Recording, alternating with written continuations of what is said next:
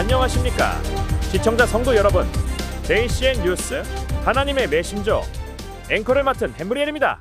오늘의 뉴스, 율법과 복음의 차이는 무엇인가? 오늘은 율법과 복음의 의미와 역할, 그리고 이 두 가지가 신앙생활에서 어떻게 조화를 이루는지를 살펴보겠습니다. 먼저 율법은 하나님의 의로운 기준을 반영하며 인간이 하나님과 이웃에게 어떻게 살아야 하는지를 명령합니다. 십계명과 모세의 율법뿐만 아니라 성경의 모든 도덕적 가르침이 이에 포함됩니다.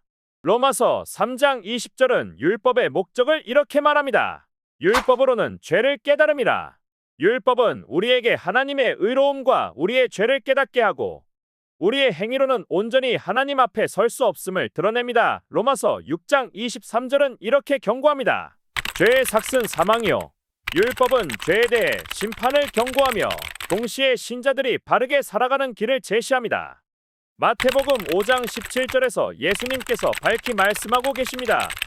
율법은 사라지는 것이 아니라 완성되기 위해 존재한다고 하셨습니다. 그렇다면 복음은 무엇일까요?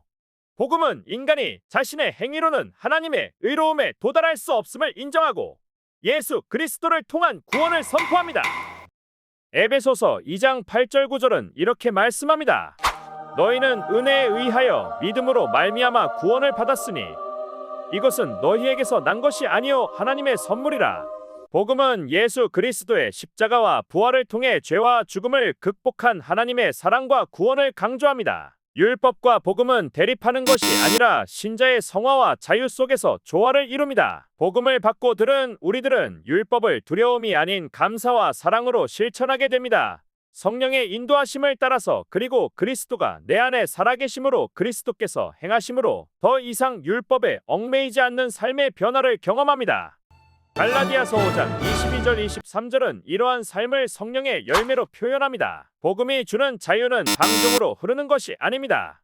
로마서 6장 15절에는 우리가 율법으로부터 자유를 얻었다 해도 여전히 하나님의 뜻에 따라 살아야 한다고 분명하고도 밝히 말씀하고 계십니다. 시청자 여러분, 율법과 복음은 기독교 신앙에서 서로를 보완합니다.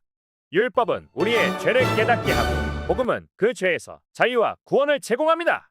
신자는 율법을 버리는 것이 아니라 복음을 통해 변화된 마음으로 율법을 지키고 사랑하게 됩니다. 율법과 복음을 균형 있게 이해하는 것은 단지 교리적 지식이 아닙니다. 이것은 우리의 신앙 생활에 직접적인 영향을 미칩니다. 하나님을 사랑하고 이웃을 사랑하는 것이 곧 율법의 완성이며 복음의 완성입니다. 복음의 자유 안에서 은혜로 살아가는 것이 신앙의 핵심입니다.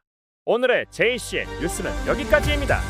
율법과 복음의 조화가 여러분의 신앙 생활에 큰 도움이 되길 바랍니다. 다음 시간에는 실제 생활 속에서 율법을 지키는 방법과 복음을 누리는 법에 대해 더 깊이 알아보겠습니다. 지금까지 하나님의 메신저 햄브리엘이었습니다. 축복이 가득한 하루 되세요. 샬롬.